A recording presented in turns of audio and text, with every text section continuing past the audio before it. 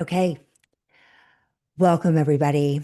We are beginning and working with our series of Voices Healing Humanity. And I am very fortunate to have just an incredible guest here today. She comes to us all the way from Estonia. And I just feel really blessed in having this opportunity because through her and through a mutual friend, I was introduced to an incredible documentary called The Singing Revolution. And this very much comes out of the country of Estonia. And with us today is a wonderful woman named Lisa Trei. Lisa has got a nice history in that her grandparents are originally from Estonia. They did make their way over, and she's going to correct me on some of this. They did make their way over to America, and she grew up, she was born in America, lived and schooled herself back in Estonia, then came back and worked in America. She is connected to what is called the Fulbright Specialists, and I'd love her to share a little bit more about what that is.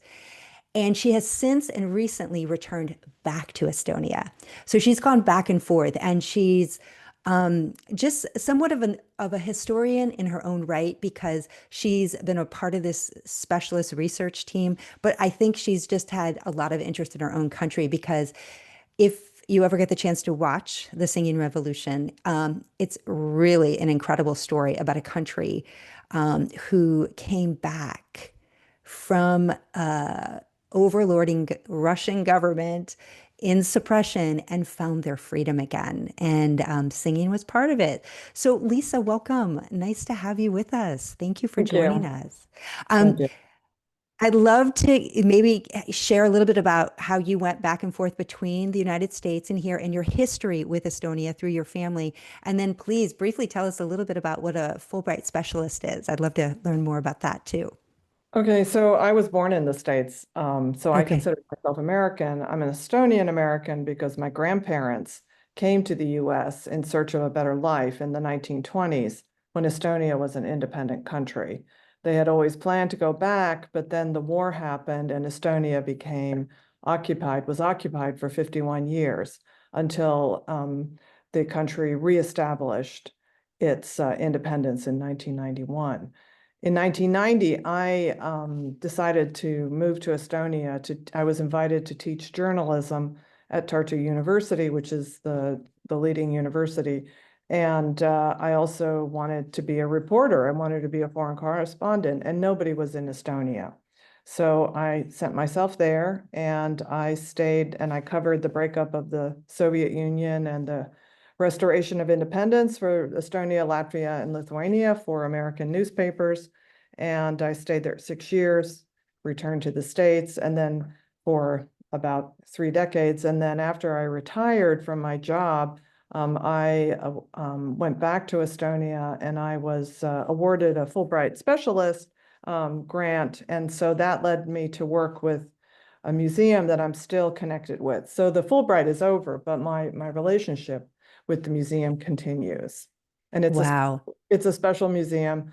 It's the largest private museum in Estonia, and it's called Vapamu, and it is the Museum of Occupations and Freedom. So it talks very much about the 20th century. Wow, that's incredible.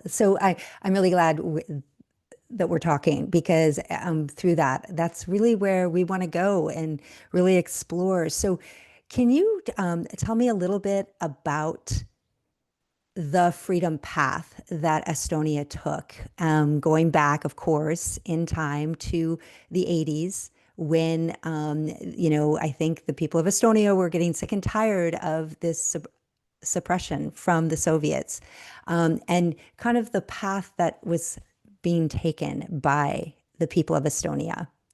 Well, I mean, Estonia was illegally occupied by the Soviet Union in 1940, and there was then a German Nazi occupation from 41 to 44. And then at the end of World War II, the Soviets came back in and they occupied the country You for, mentioned illegal occupation. And yeah, so, yeah, so they just came in and took over. Is that it? yeah, it's like what they're doing in Ukraine.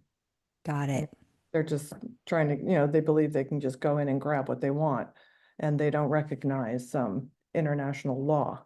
and norms. So anyway, Estonia was occupied. It was traumatized. I mean, the people were traumatized. They decapitated the leadership. They had two major deportations in 1941 and 1949 to basically try and subjugate the population. Thousands were killed.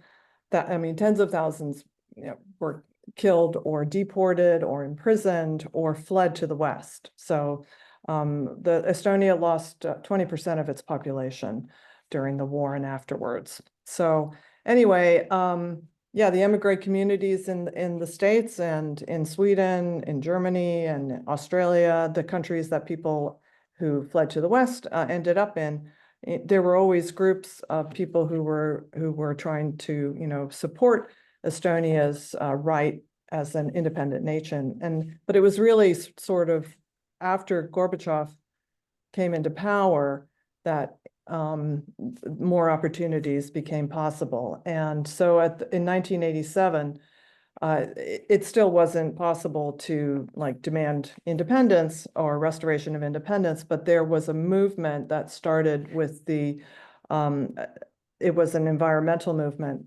At the time, there were plans to expand oil shale drilling or oil shale mining in Estonia, which would have caused a lot of environmental degradation. And so that was really the first opportunity for Estonians to say, no, we don't want that. And, at the time, the Soviet Union was becoming weaker, economically weaker, and also Gorbachev, wanted to be seen as a reformer. And, I'm kind of skipping over it, but in 1991, there was an attempted coup by hardliners that failed, that didn't like what Gorbachev was trying to do. It Yeah, failed. he was bringing in glasnost, this Glasnost opportunity. and perestroika, yeah. Yeah. But he didn't believe in independence for these countries at all. But in 1991, there was a power vacuum, and just as in 1918, when Estonia declared independence, the Baltic states declared independence from Tsarist Russia, and then the yeah, anyway, from that period when they first established their independence in 1918, there was a power vacuum then, and then there was another power vacuum in 1991. And during that time, Estonia, Latvia, and Lithuania declared independence, and they were recognized internationally, and it happened very quickly. And then by December, the Soviet Union had collapsed. Okay. I love that full picture. Let's go back because one of the reasons I was so interested is because of that documentary that I saw, The Singing Revolution. And it really spoke not only to the history of the time, but it spoke to how the people of Estonia were kind of waking up to their power, if you will, and having a voice, whereby under the Soviet occupation, it appeared that they had very little voice. They were sort of, under their rule. And so, can we talk to a few of the things that kind of happened along the way that were kind of movements of the people to kind of find their voice? And you now have a famous festival, which is a byproduct of this time period. I believe, if I'm correct, it's called, I always got to say this, La Loupadou. And I know it's a festival that happens every like 5 years or something. But can we go back in time and just kind of talk about a few periods where we saw a transition into the people kind of coming together and waking up? Well, I think the people have always been awakened. It's a question of whether they can be heard. I mean, Yes, exactly. 1869 is when the first song festival took place, and Estonia wasn't a country at that point. And that was during the 19th century national awakening, where, Estonians had been serfs. That ended in the early 19th century. But they were considered like the country people. They weren't even called Estonians. And then in the late 19th century, this period of national awakening, they basically, thought for the first time the word Estonian began to be used in print, and Where does the word Estonia come from, and what's oh, it that's a mean? really yeah, it's like yeah, I'm not a historian of that period, but ASD, it's supposed to, ASD is like the Eastern countries. So east of what? But yeah, I can't I That's can't really okay. give you That the proper, historical description of where it comes from, but it's a very old word. And but yeah, it's supposed to come from the word ASD, which is okay. the Estonian word of it, for Estonia. Now, Uh, Estonia is, how were the lines drawn of the country? Like, like how did they establish how much land was Estonia, like as it was becoming a country? Do you know Well, I any? mean, that's another complicated question because it was, Estonia and northern Latvia were Livonia, and it was a province of Tsarist Russia. Got it. Okay. Got Um, it. but the country, I mean, in terms of national lines, I mean, a lot of it has to do with language, and so Estonian and Latvian are very different. But again, that's also complicated because there's different parts. There's different parts of southern Estonia and northern Latvia that there is another language that's died out. Anyway, But well, back in the time when this they were starting to establish their freedom back in the late 80s. Um, there was what was the population of Estonia at that time? Maybe a million or so Estonia has always been small. yeah, It was okay. So anyway, like just to go back to the late 19th century, so it's 1869, they hold the first song festival, and that was very important in terms of bringing together the country, and it had never happened before. They based it on German song festivals that had taken place, and then they began to hold it. I can't remember originally how often it was, but yeah, it became to be like every 5 years. It was very important during the independence period because people it helped build like your identity as a nation, and people women were encouraged to wear folk costumes from their regions. Costumes were also developed, or so today there's very strong identity with different regions with different folk costumes.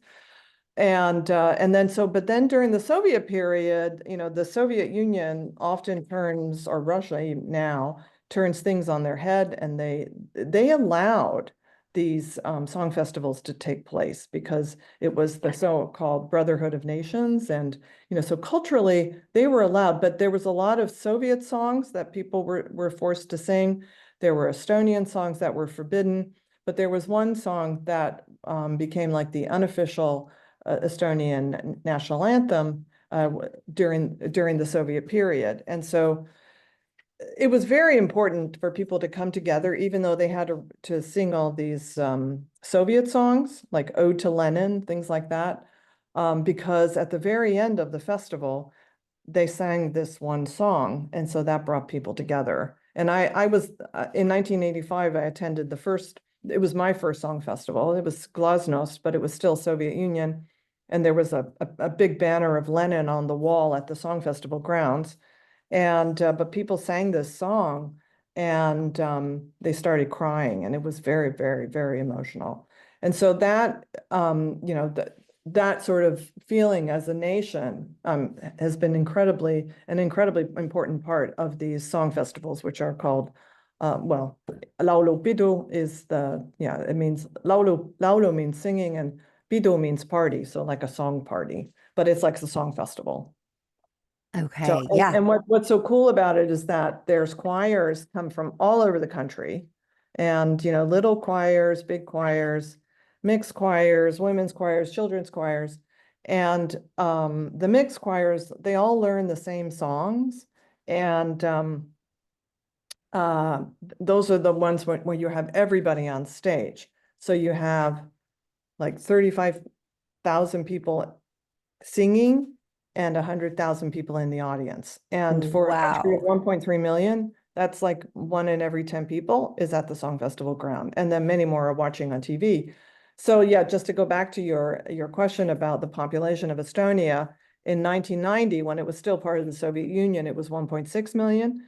And today it's about 1.3. So it has dropped. I mean, part of it is because the Soviet soldiers left and their families, and then also, other people left. I mean, so yeah, so today the population is smaller than it was at the end of the Soviet period. Thank you for that. Yeah, very interesting. So there was a time too where it felt like the people of Estonia stretched out because I believe it was illegal to actually fly the Estonia flag. Course, yeah, yeah. I It, mean, there was a Soviet flag, a red communist flag, but yeah, it was illegal.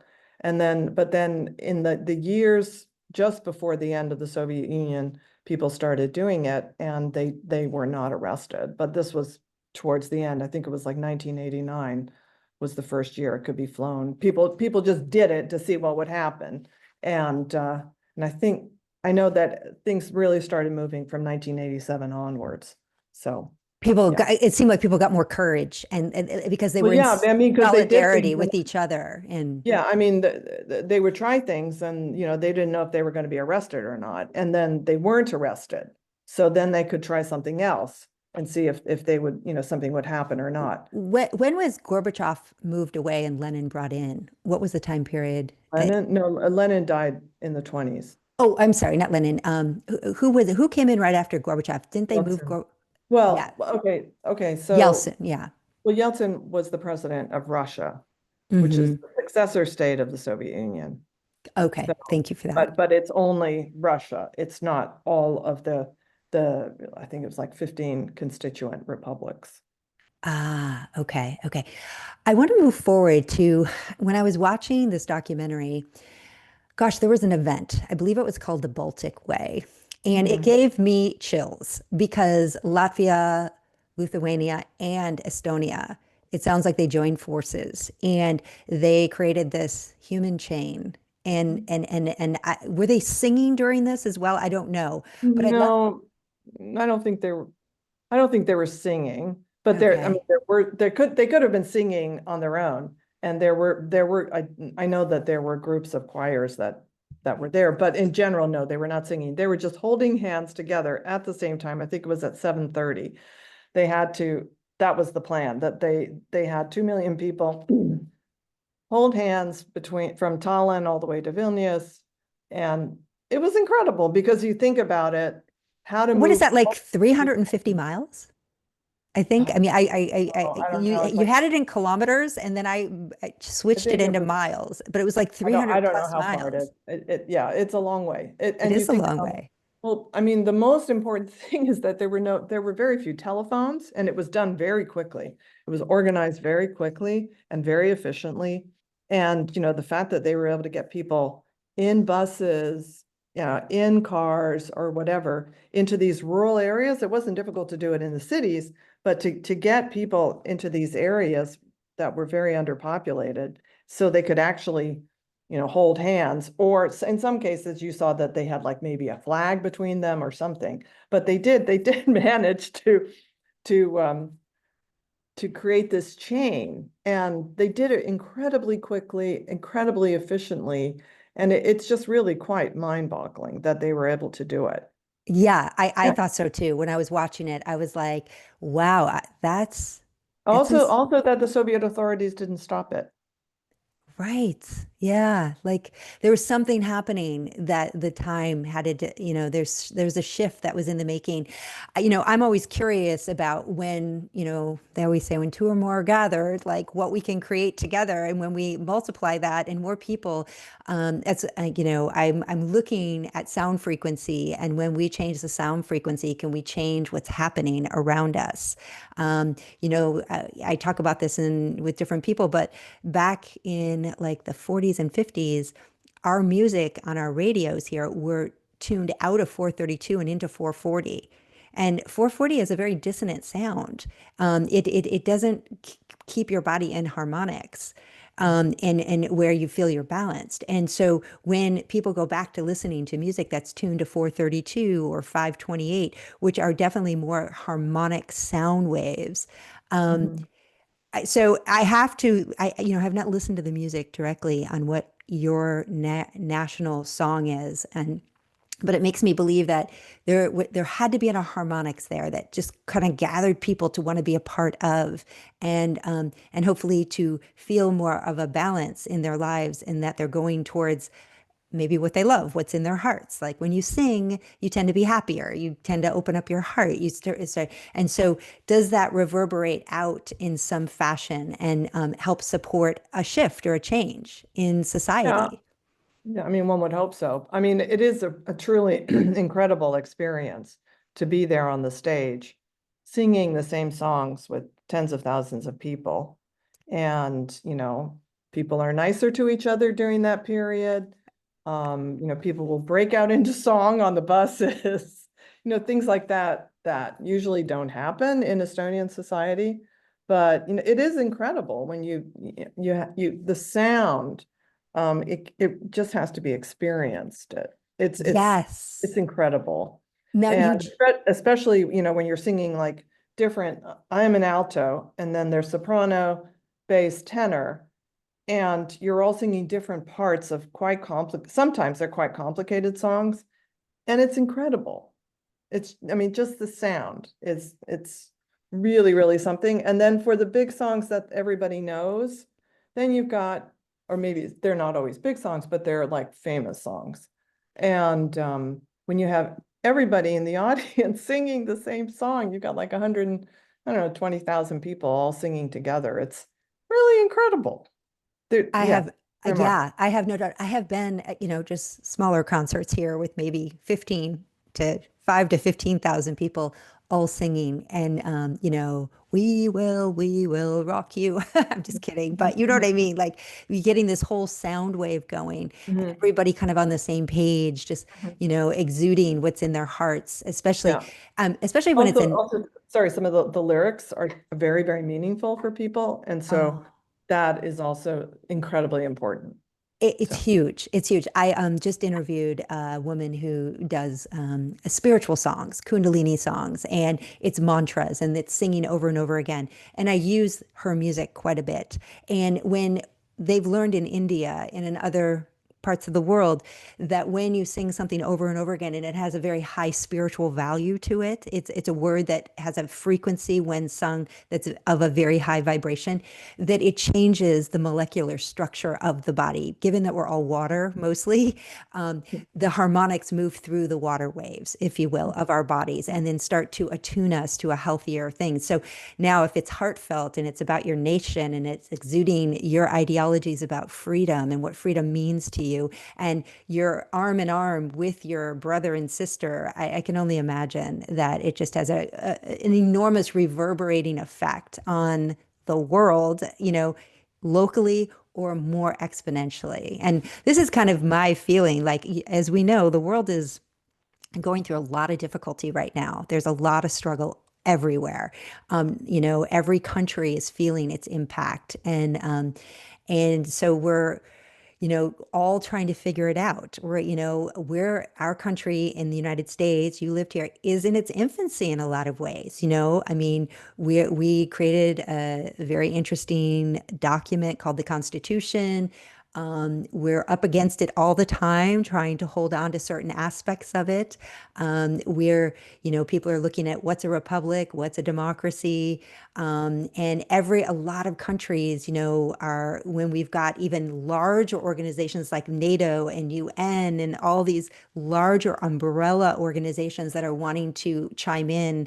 And, are we okay with that? Or would we rather all just keep our sovereignty? Would, Estonia like to be Estonia, United States be United States, Israel be Israel, everybody just kind of be working in their own right and then hopefully be diplomatic amongst each other.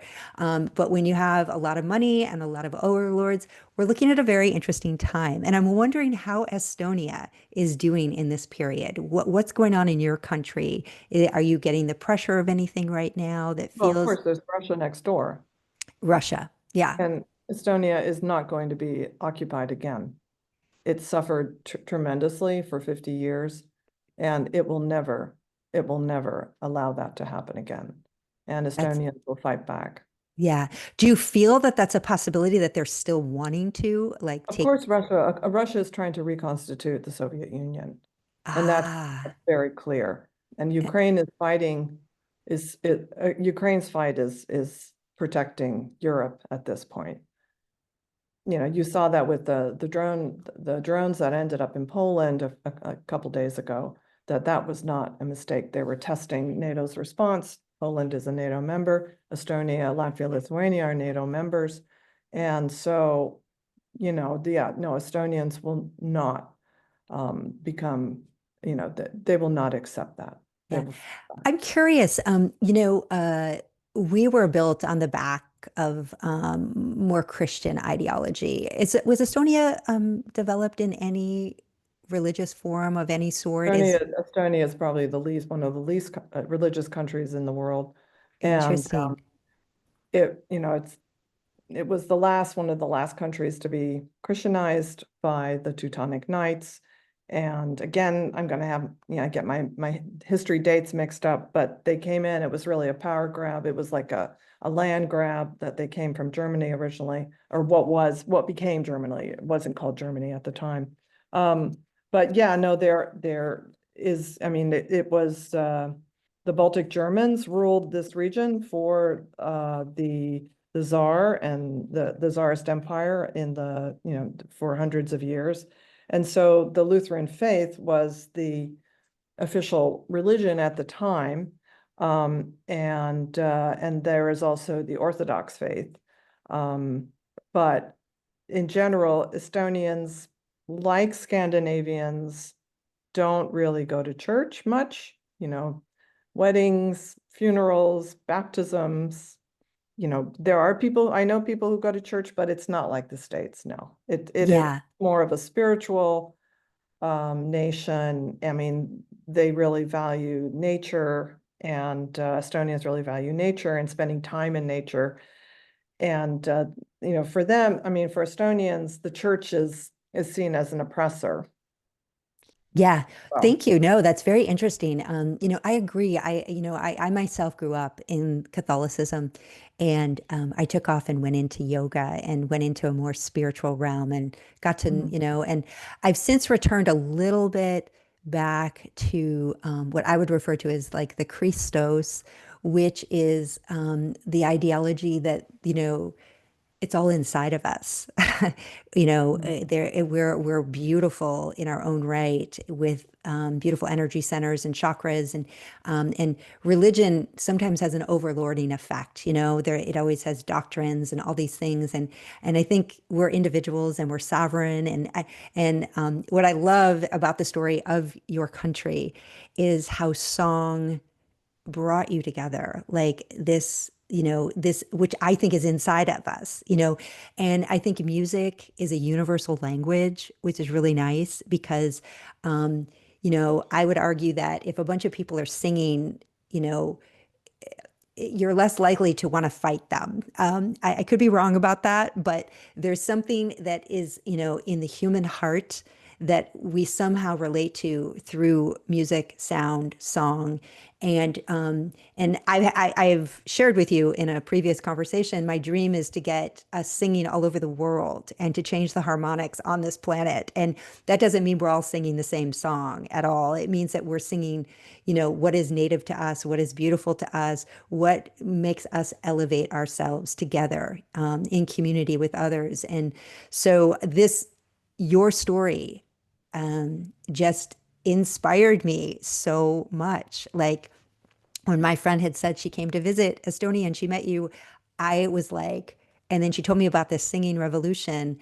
I thought, wow, there's something here. There's something here. And even though I know what happened back in the 80s, there's something here right now. To give our listeners here just a picture of what your country has traveled through and how this like harmonic sound of song and patriotism within your country through that and how it brought you through a really difficult time and got you guys on the same page.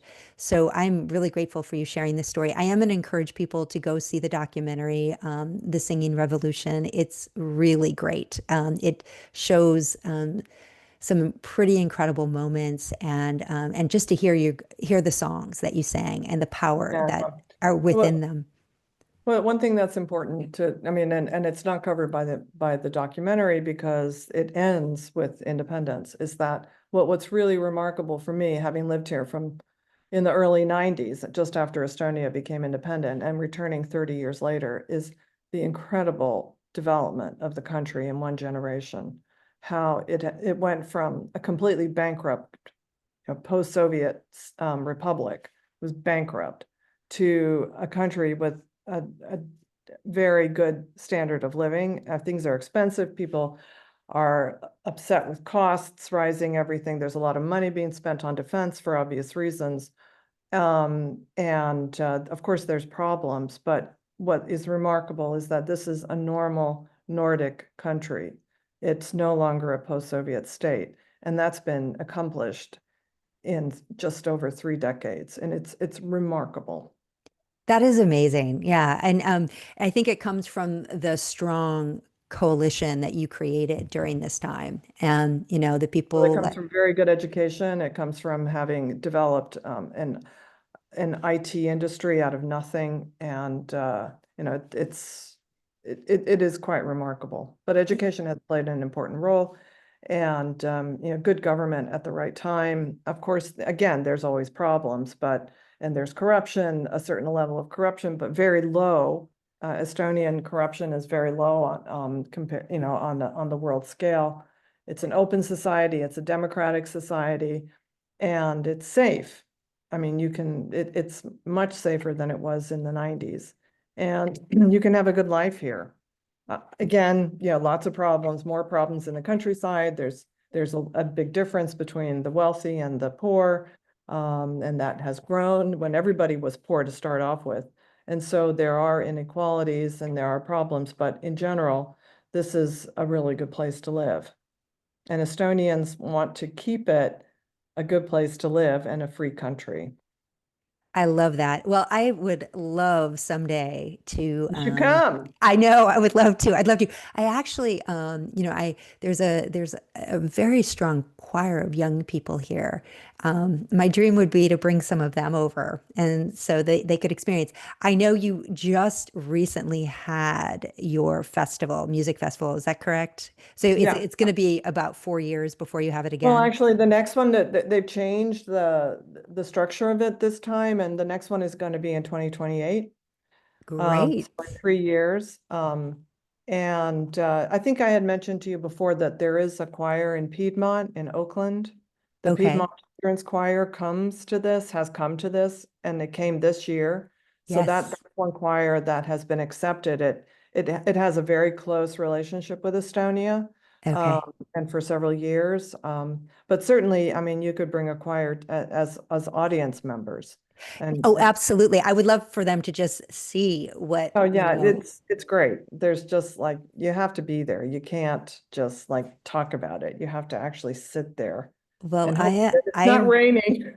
So, I'm going to book my ticket. I don't want to miss this. This just sounds it just sounds amazing. And I love the immenseness of so many people coming together and singing. That just feels I just breathe into it and I'm like excited. So thank you for sharing your history. Thank you for sharing what you know and what your experience. And I hope to meet you someday in your country. That would be so nice. And that would be great. yeah, you've got my sights going towards travel now. And thank you again for all the just the time you spent with us and blessings for you and your country. And we'll talk Thank again. you. Okay, thanks so much. Okay.